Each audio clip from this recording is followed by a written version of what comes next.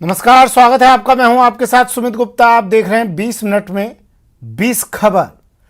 20 minute में 20 खबर में हम आपको 20 अहम खबरों से रूबरू करवाने वाले हैं। तो चलिए शुरू करते हैं 20 मिनट 20 खबरों का सिलसिला। ये वो पोषाहार है जिस पर सरकार पानी की तरह पैसा बहाती है, इस भरोसे के साथ कि पौष्टिक आहार से नौनिहालों को कुपोषण से निजात मिलेगी, उनकी सेहत सुधरेगी। लेकिन इन तस्वीरों को देखकर लगता है कि जिम्मेदार सरकार की कल्याणकारी योजना में पलीता लगाने में कोई कोर कसर नहीं छोड़ रहे। परेशान करने वाला मामला उदयपुर के गोगुंदा का है। सेक्टर 4 के आंगनवाड़ी पर जब जनप्रतिनिधियों ने पैकेट खोले तो सच्चाई देखकर उनके पैरों तले जमीन खिसक गई। गेहूं दलिये में कंकड़ पत्थर निकले तो दाल चावल और खिचड़ी में कीड़े मकोड़े नजर आए।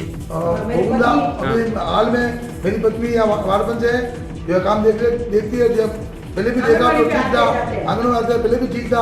अभी एक दो महीने में सूचना आई, हम गए पर मिला नहीं। अभी देखा जो नए पैकेट आए उसमें ये धनिया निकल रहे हैं, कच्चा निकल रहा है, मिट्टी का निकल रहा है, रेत निकल रही है और मीठा दलिया उसमें रेत से पूरा निकल रहा है। कैसे खाया जाए? ये जानवर क्या खाने का लायक भी नहीं है। आंगनवाड़ी केंद्र पर 3 से 6 साल के बच्चों और गर्भवती महिलाओं को घटिया पोषाहार वितरित किया जा रहा है। कहां तो फसल बचाने चले थे और कहां जान के लाले पड़ गए। हाथियों से बचने के लिए किसान सिर पर पांव रखकर भागने के लिए मजबूर हो गए। तस्वीरें छत्तीसगढ़ के कोरबा की हैं। कोटमरा गांव के ग्रामीण मशाल जलाकर हाथियों को खदेड़ने की कोशिश में जुटे थे। तभी एक गुस्सैल हाथी ने उन्हें दौड़ा दिया। 3 लोग बाल बाल बच गए। दरअसल हाथियों का दल खेतों में लगी खड़ी फसल को नुकसान पहुंचा रहा था। उसे खदेड़ने के लिए ग्रामीण काफी करीब चले गए। तभी वो हुआ जिसकी किसी को उम्मीद नहीं थी। ये खौफनाक तस्वीर वहां मौजूद लोगों ने अपने मोबाइल के कैमरे में कैद कर ली। आपको बताते चलें कि कोरबा में पहले ही किसान अकाल से जूझ रहे हैं, वहीं अब हाथियों से खड़ी फसलों को बचाना उनके लिए चुनौती बन गया है। कटघोरा वन मंडल के पसान और केंदई रेंज में 40 से ज्यादा हाथियों का दल विचरण कर रहा है, फसलों को नुकसान पहुंचा रहा है। वन विभाग हाथियों को जंगल से खदेड़ने में नाकाम है। ऐसे में ग्रामीण ही अपनी जान जोखिम में डालकर अपनी फसलों को बचाने में लगे हुए हैं।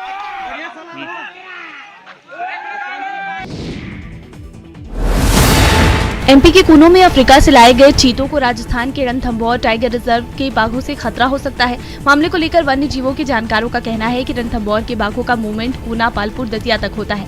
वहां पहले से रणथंभौर के कुछ बाघ मौजूद भी हैं।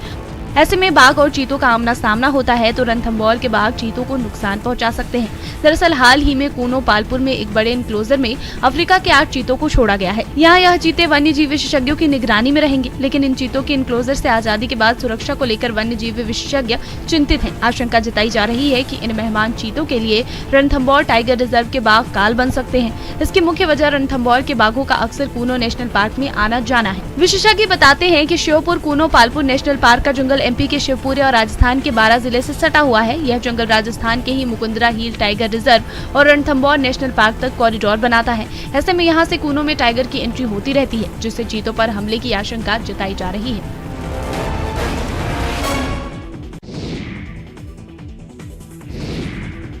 कहते हैं कि कुछ कर गुजरने का जुनून और जज्बा हो तो संसाधन और सुविधाएं मायने नहीं रखती। कुछ ऐसा ही कर दिखाया है झुंझुनू के एक होनहार ने। ये कहानी एक ऐसे युवा की है जिसने अभावों से संघर्ष कर कामयाबी पाई है। महज 7 साल की उम्र में इसके सिर से पिता का साया उठ गया। माँ को सफाई का काम करना पड़ा। सिर्फ 4 साल बड़े भाई को इसलिए स्कूल छोड़ना पड़ा क्योंकि उसकी माँ दोनों की पढ़ाई का खर्च नहीं उठा सकती थी। इसलिए छोटी सी उम्र में माँ के साथ मजदूरी कर छोटे भाई को पढ़ाया। माँ ने बेटे को एकेडमिक शिक्षा ही नहीं दिलवाई बल्कि इंसान भी बनना सिखाया।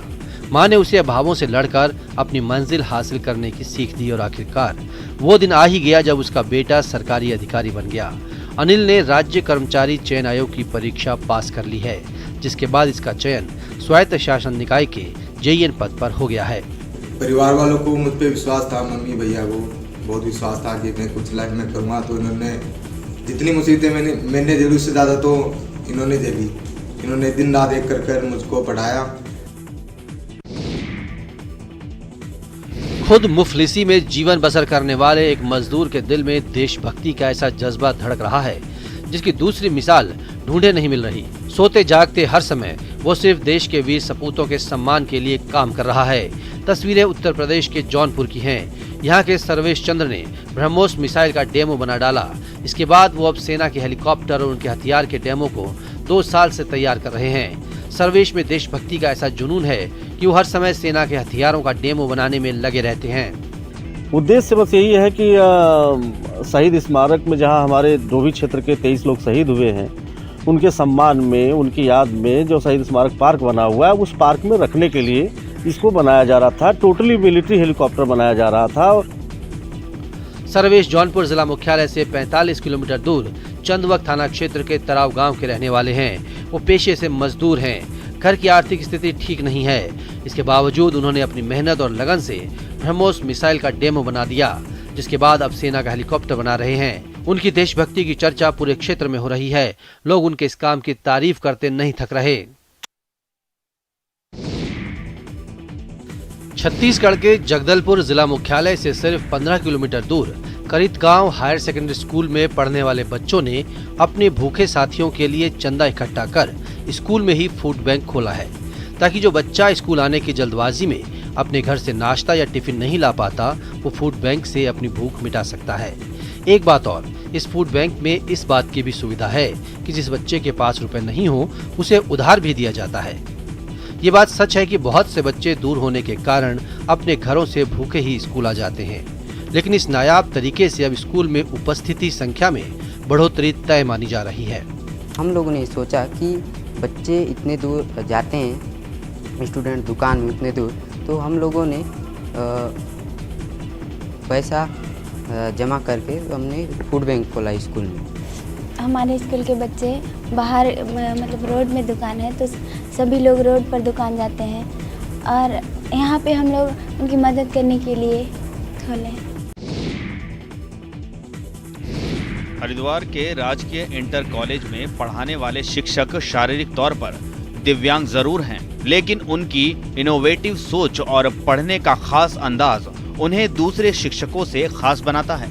अर्थशास्त्र के शिक्षक प्रदीप नेगी ने बच्चों को बेहतर ढंग से पढ़ाने के लिए अपनी एक वेबसाइट और यूट्यूब चैनल बनाया है, जिस पर वे सिलेबस के लेक्चर डालते हैं और बच्चों को व्हाट्सएप के जरिए शेयर भी करते हैं। प्रदीप नेगी सरकारी ऑनलाइन टीचिंग प्लेटफॉर्म का भी हिस्सा हैं। 5 सितंबर को राष्ट्रपति द्रौपदी मुर्मू ने भी उन्हें सम्मानित किया है। सर, जो ऑनलाइन क्लास होती है सर, उससे इजी तरीके से पढ़ा जाता है। सर हमारे बहुत अच्छे तरह से समझाते हैं, जो ऑनलाइन क्लास से हम अच्छी तरह समझ जाते हैं। प्रदीप नेगी की बनाई हुई वेबसाइट और बच्चों की पढ़ाई के लिए तैयार किया गया कंटेंट छात्रों की पढ़ाई में काफी सहायक सिद्ध हो रहा है। छात्रों का कहना है कि कोरोना काल में भी ऑनलाइन कंटेंट मिलने के कारण उनकी पढ़ाई बाधित नहीं हुई और लगातार ऑनलाइन पढ़ने से उनकी पढ़ाई में सुधार हो रहा है। बहुत आसानी होती है, जिससे जो वीडियोस डालते हैं वो अपनी वेबसाइट पे, उससे हम आराम से पढ़ पाते हैं। रोजमर्रा के काम आने वाली, दिल लुभाने वाली ये वो कुर्सियां हैं जिनकी खूबसूरती पर बच्चे ही नहीं, उनके अभिभावक भी निसार हैं। ये तो बहुत अच्छी हैं बच्चों के लिए। बच्चे भी खुश होते हैं देख देख के। ये नई नई डिजाइन है ना, इनमें बत्तख है, डायनासोर है, तो बच्चे खुश होते हैं और बैठते हैं इन पे। गाजियाबाद की साक्षी झा नगर निकायों से प्लास्टिक वेस्ट लेती हैं और उसे प्रोसेस करके उसकी कुर्सी, टेबल, बेंच बनाकर वापस देती हैं, जिससे न सिर्फ प्लास्टिक का कचरा कम होता है बल्कि इनकम भी जनरेट होती है। और हम उस इवेंट प्लानिंग को जब करते थे, जो उसके आफ्टर इफेक्ट्स जो होते थे, मतलब जो डिस्पोजेबल्स होते थे, चम्मच होते थे, ग्लासेस होते थे डिस्पोजेबल वाले प्लास्टिक के, वो वेस्ट देख के हमें लगता था कि ये बहुत ही ज़्यादा मतलब मेनेस फैला रहा है, क्रिएट कर रहा है। तो इसका क्या होगा? शादी तो हो गई, उसके बाद का क्या? तो इस चक्कर में फिर हमारा वहाँ मोटिवेशन बढ़ा कि हम इस पे कुछ काम करें। सचमुच देश दुनिया में रोज छोटे और बड़े स्तर पर कुछ न कुछ आविष्कार होते हैं। बात अगर मशीनरी या ऐसी ही किसी चीज से जुड़ी इंजीनियरिंग की हो तो लोग आधुनिक तकनीक से लैस चीजों को तरजीह देते हैं। लेकिन जब कभी उनके सामने देसी जुगाड़ से निर्मित सस्ती और कमाल की उपयोगी चीजें सामने आती हैं तो वे हैरान रह जाते हैं। दुर्गा पूजा को भव्य बनाने को लेकर जगह जगह तैयारी शुरू कर दी गई है। 26 सितंबर से अगले 9 दिनों तक शक्ति की साधना आराधना शुरू हो जाएगी, जो 5 अक्टूबर तक रहेगी। इस दौरान 9 दिनों तक मां दुर्गा के 9 अलग अलग स्वरूपों की पूजा की जाती है। आयोजन समिति के लोग पूजा पंडाल को भव्य बनाने में लगे हुए हैं। पंडाल को भव्य रूप देने के लिए अलग अलग जगहों से कलाकारों को बुलाया गया है, जो पंडाल को आकर्षक बना रहे हैं। तस्वीरें त्रिपुरा की हैं, जहां 2 साल बाद दुर्गा पूजा को यादगार बनाने का प्रयास हो रहा है। आपके टीवी स्क्रीन पर नजर आ रहा पंडाल काशी के बाबा विश्वनाथ मंदिर के तर्ज पर बनाया जा रहा है। इस बार हम लोग दुर्गा पूजा, माँ दुर्गा पूजा का पूजा कर रहे हैं यहाँ पर, जिसका थीम है काशी विश्वनाथ मंदिर का अनुकरण से यहाँ पर हो रहा है, जिसका सभी लोग, सब भक्तों को हम लोग का इनविटेशन है वो आने के लिए, देखने के लिए।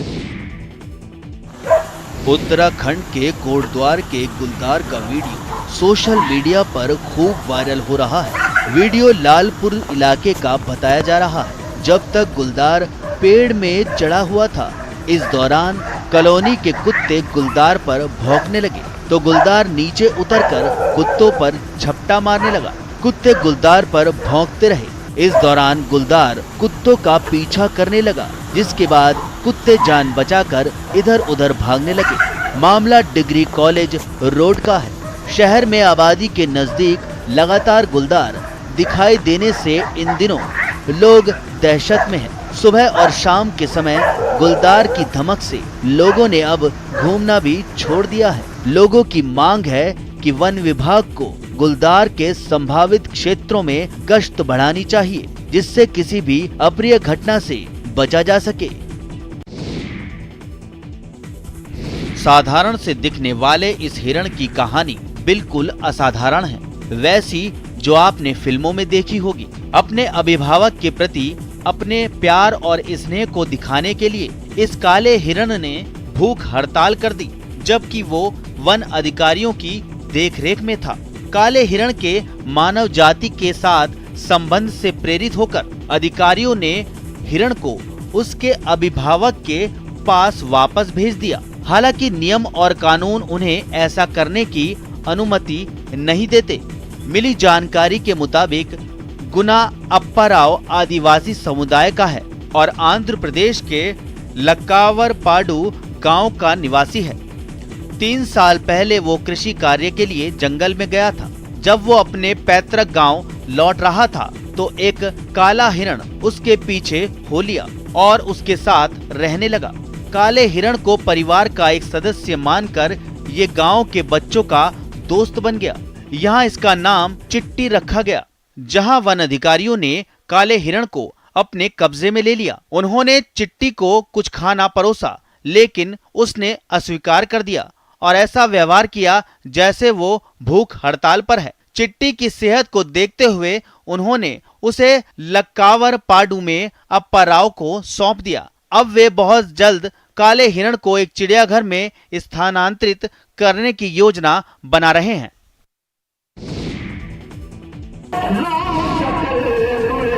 मध्य प्रदेश के शिवपुरी में ताजिया के जुलूस में हिंदू मुस्लिम एकता की अनोखी मिसाल देखने को मिली। जुलूस में शामिल कुछ हिंदुओं ने जब जुलूस में गाना गा रहे मुस्लिम गायक से भगवान के भजन सुनने की फरमाइश की तो उसने हम कथा सुनाते राम सकल गुण धाम की गाकर सभी को मंत्रमुग्ध कर दिया।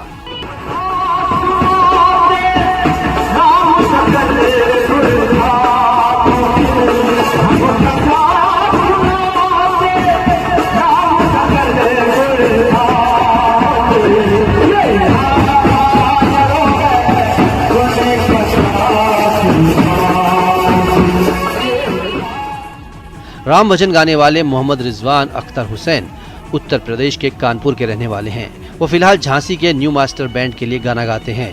उनका कहना है कि हमारे पूर्वज भी गाना गाते थे।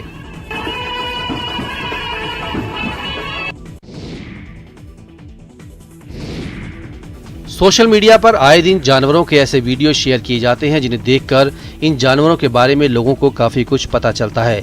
कुछ वीडियो तो ऐसे होते हैं जिन्हें देखकर आंखों पर यकीन करना मुश्किल हो जाता है।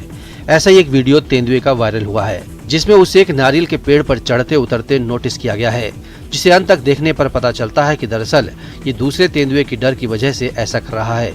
इस वीडियो को भारतीय वन सेवा के अधिकारी परवीन कसवा ने ट्विटर पर पोस्ट किया है। सोशल मीडिया पर वायरल हो रहे इस वीडियो में एक तेंदुआ नारियल के पेड़ पर चढ़ता उतरता दिखाई दे रहा है। दरअसल इसके पीछे एक दूसरा तेंदुआ पड़ा होता है, जिससे बचने के लिए वो ऐसा करता है। हालांकि बाद में दूसरा तेंदुआ भी इसको दौड़ाते हुए नारियल के पेड़ पर चढ़ जाता है। इस वीडियो ने सोशल मीडिया यूजर्स को बिल्कुल हैरान कर दिया है।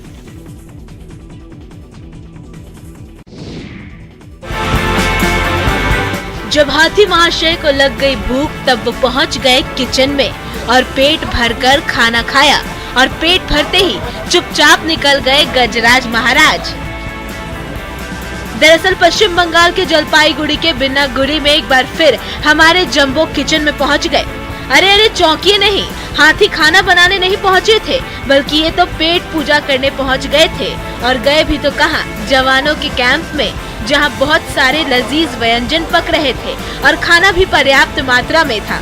फिर क्या था, गजराज ने अपनी सूंड से छककर खाना खाया और पेट भरते ही वहां से चुपचाप निकल गए।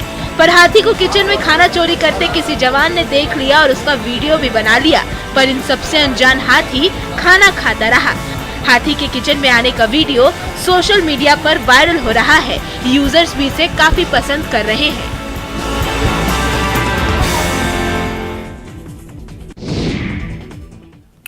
चलिए 20 मिनट 20 खबर में आज के लिए इतना ही। दीजिए इजाजत, नमस्कार।